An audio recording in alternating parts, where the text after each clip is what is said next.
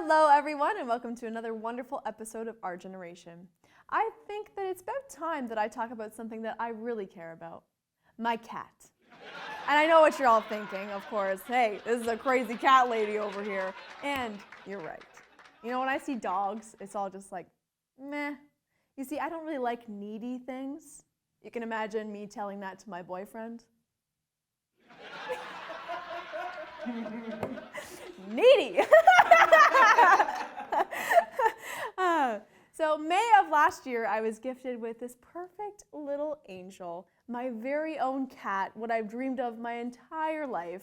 But you know, it wasn't really the perfect fairy tale start to it. I actually rescued this little kitty from a scrapyard underneath a trailer, and unfortunately, our little kitten lost a leg. I had to cut him loose under a trailer. It wasn't very pretty, but he was so cute, so we had to keep him. And I wanted to name him Footloose, but none of my family thought that was appropriate. I don't really know why. So I went for the next best idea, Kevin Bacon, the star himself. So our cat's official name is Kevin Footloose Bacon.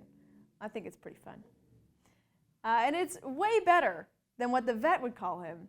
His original name was Terry Fox. So eventually, we got to take him home, this little tiny orange furball kitten. And you want to know something?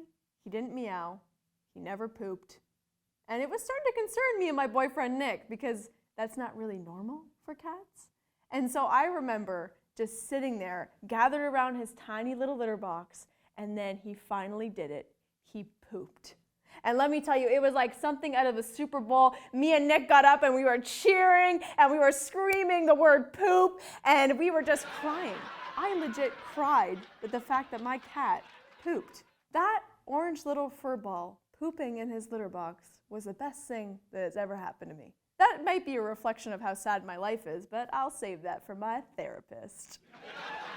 Anyways, he's massive now, still hopping along, even screams at us when he wants us to play with him. He poops all the time, don't even worry about it. But I gotta say, I cannot begin to describe the joy that it gives me and my family when we see him run. The best thing about a three-legged cat is that he kind of does this thing where he Tokyo drifts a little bit. He goes too fast, too furious, and it's just the best thing to watch. And honestly, I am so thankful that I get to mother this cute little tiny disabled kitty. Crying over his poops, admiring all the scratches down my arms, seeing his friendship blossom with his little stuffed monkey, or sometimes we like to call him the lover. He likes to go at it. But no one actually warned me about how crazy I would become. I even got a stroller for my cat. It's just me and Nick walking down the streets of Corunna. Everybody's texting me like, I didn't know you had a secret birth. I didn't know you had a secret baby. No, just my cat. I don't even want to think about what it's going to be like when I have my own kids, having half of them have my DNA. I am probably going to be one of those mothers in the schools that all the teachers hate, because let me tell you, if I'm like this with a cat, what am I going to be like with a child? But anyways, Kevin may not be here, but we have some amazing guests lined up for tonight, so stay tuned and welcome to Our Generation.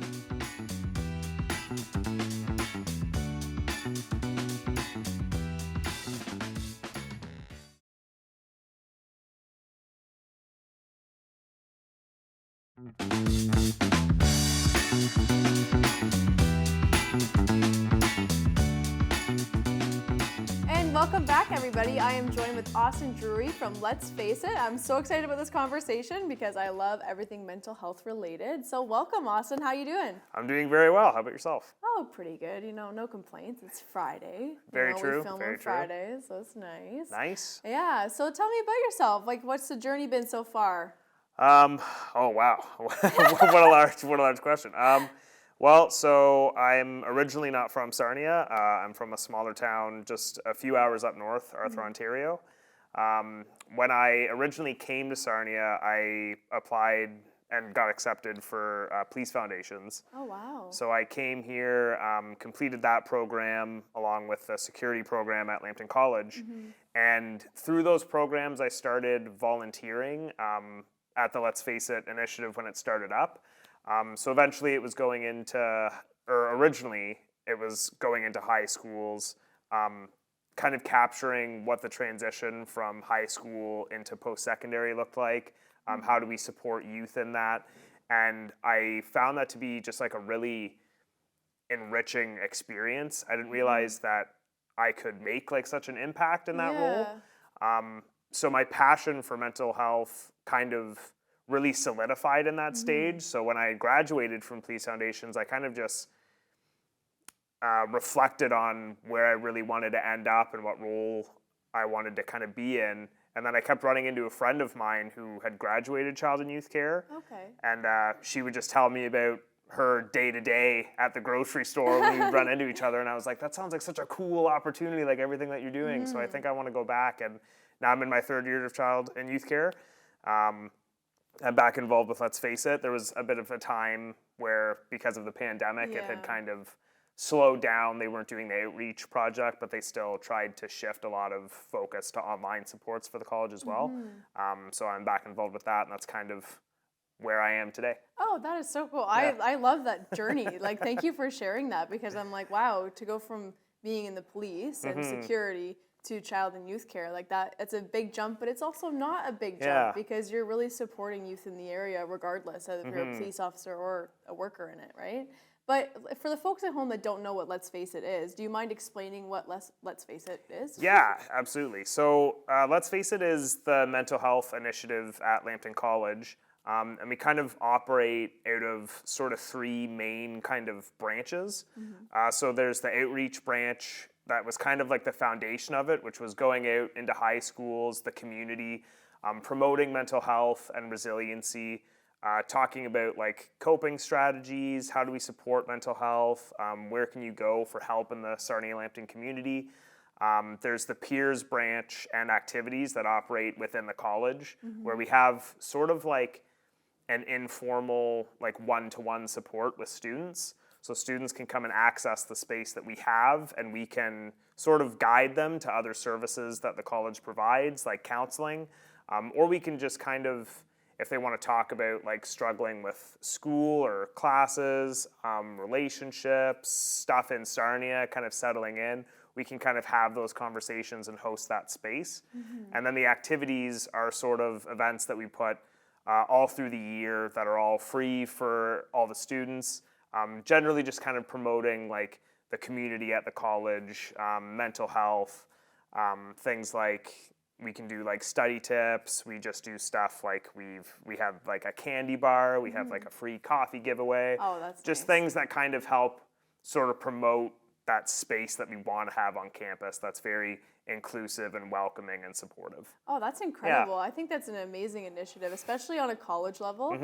So I never went to college, I went to university, but even there, like the mental health initiatives were so prominent just because I think being a young person and being a student is really difficult. And so it sounds amazing that you're kind of tackling like a really big issue, which is access. A lot of people can't have access to counseling services or different things, or if you're an international student, you don't know where to go for those things. So have you had any experiences lately that you're like, wow, this has really stood out to me and it's made me like feel really good about what I'm doing with Let's Face It?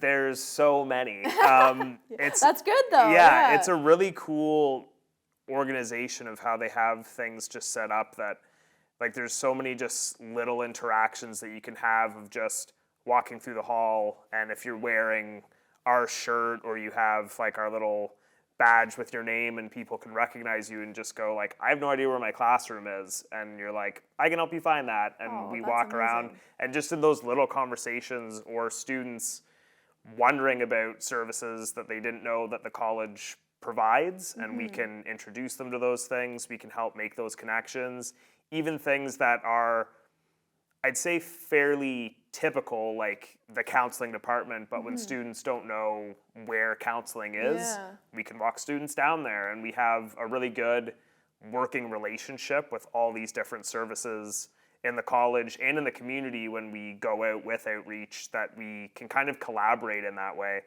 So there's a lot of events of students that have come in and said like, I'm struggling like academically and I'm not sure what to do, and we can point them towards like tutoring and things like that.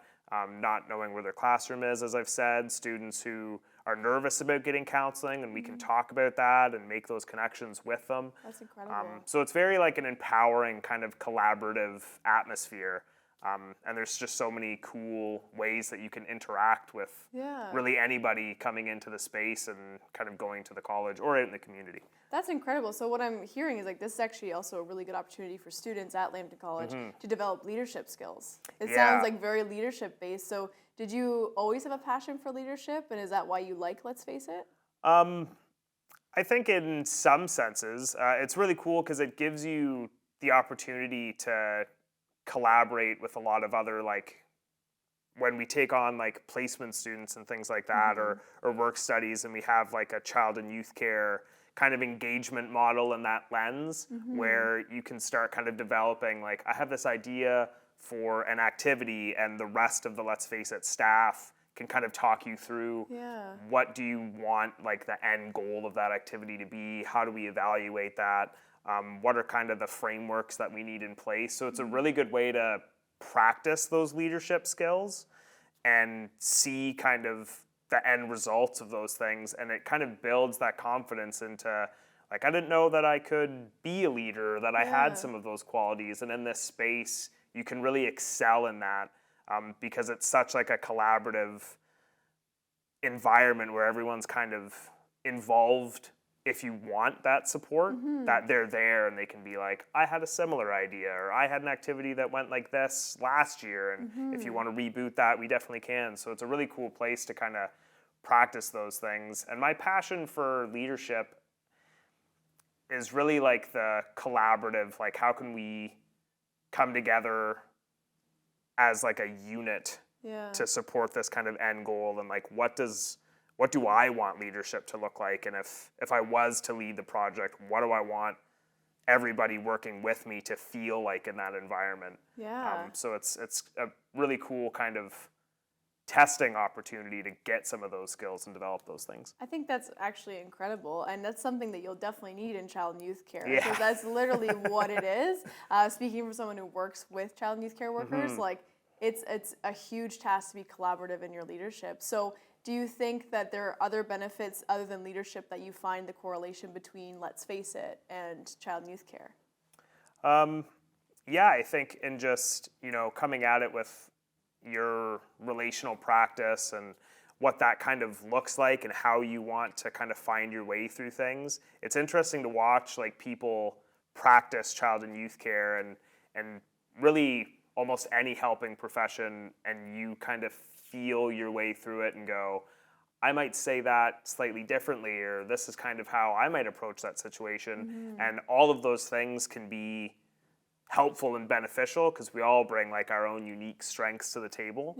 So it's just a really cool way to kind of see like, maybe this wasn't my activity, but this thing that I brought to this space really took this in a way that they weren't anticipating, or I made this connection that people didn't think you could make through this activity or event or whatever it is. So it's really a great way to kind of practice and get a feel for, this is what it might be like working out in the field and how I can contribute, and building that kind of confidence in yourself as a practitioner, to see like, okay, these are some of the strengths that I have, these are the skills, this is an area that I can excel in. And when you enter into agencies, you can bring that up and go, I wonder if you guys have ever thought about this. So it's a really cool opportunity to kind of make a lot of connections. It's been a really cool experience. That's incredible. I'm so happy that Lambton College has those kind of services and that they can offer that to students like you, because you seem very passionate and knowledgeable, and you seem very like caring about the community, not only at Lambton College but here as well, just in Sarnia. So thank you so much for coming on the show. That's all the time we have, so stay tuned and we'll be back after the break.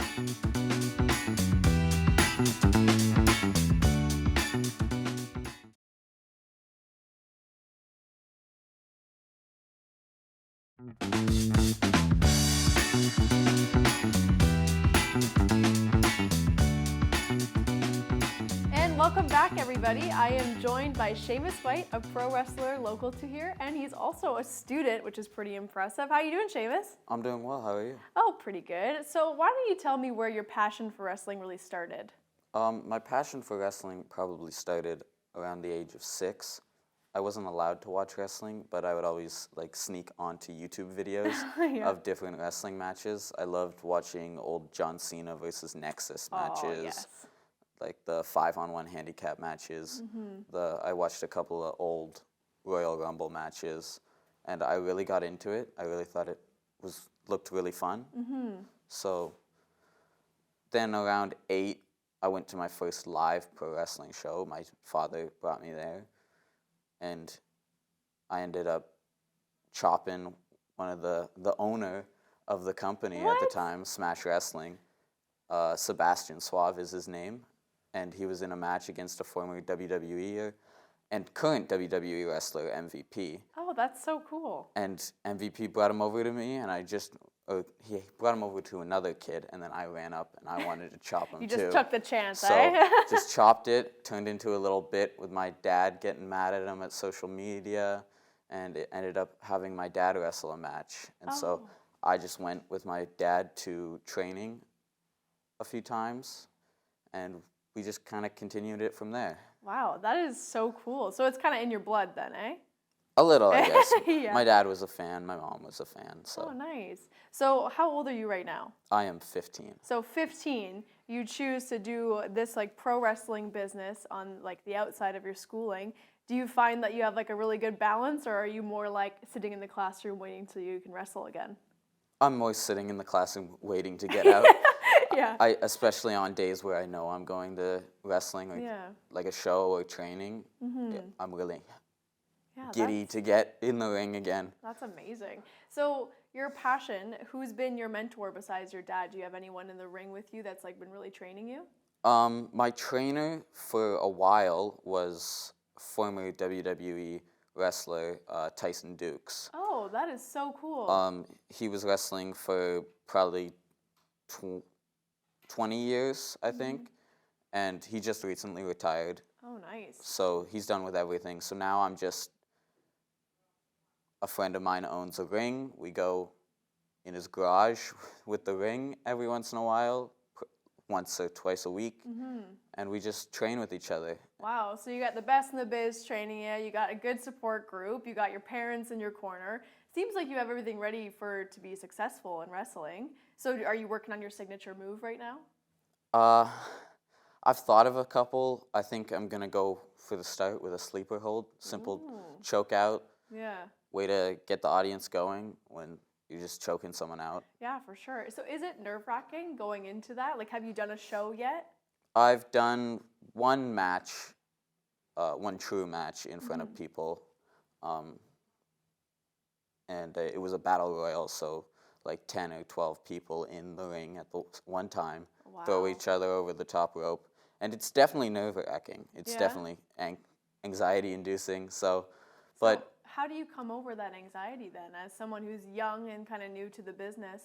How do you, as an athlete, overcome those nervous kind of tendencies? Once you get into it, your adrenaline starts to flow, and then you're like, I can do this. This is great. Feels awesome. So just knowing that eventually I'm gonna feel really good afterwards, I push myself through it.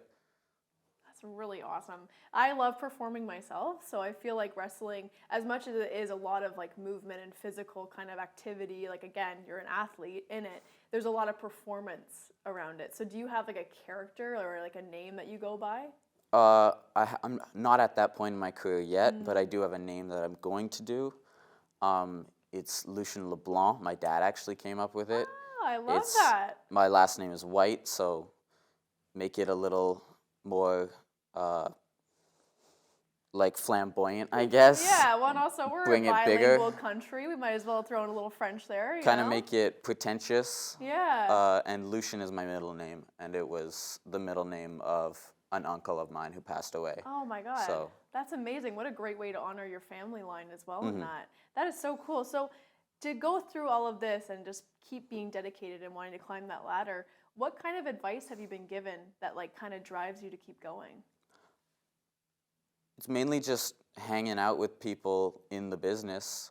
They tell me I'm doing well. They give me sort of tips and tricks like position yourself here in the ring, or just telling me to, if I enjoy doing it, keep doing it. Yeah.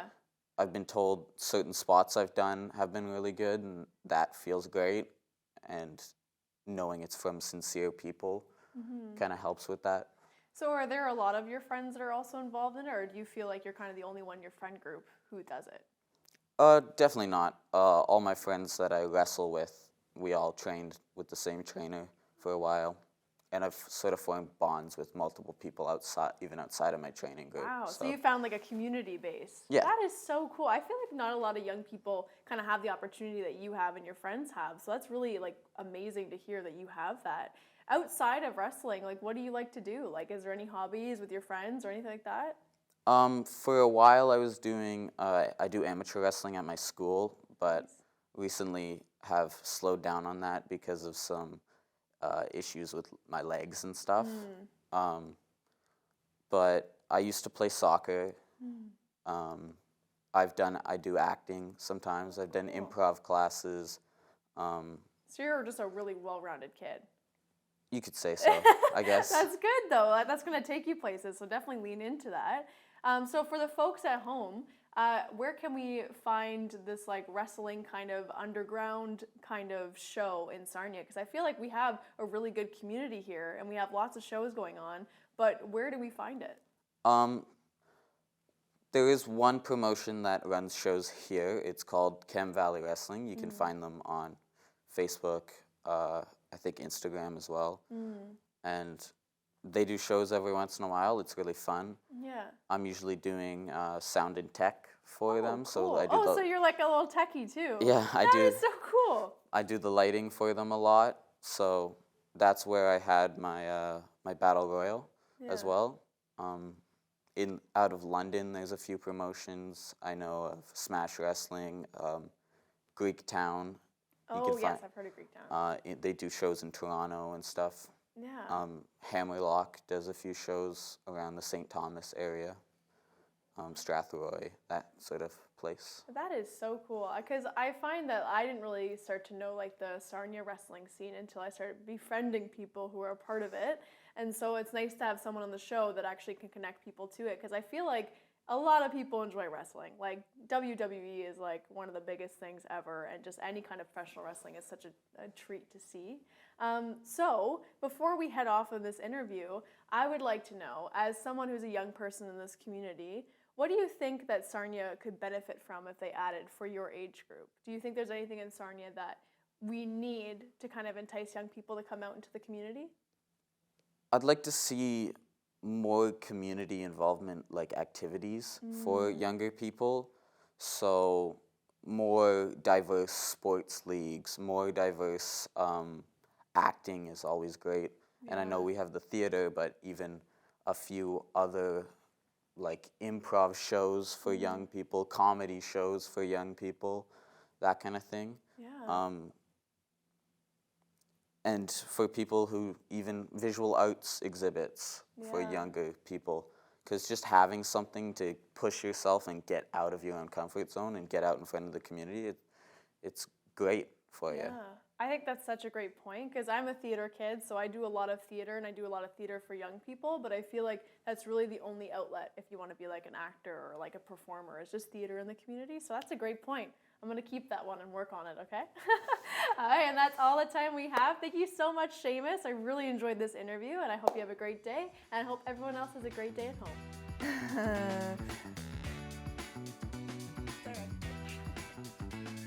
At this job, $0. I'm still getting $0. I will not break. Dear Satan, take your demons back. Take them back. I was just gonna say hello. Can I say?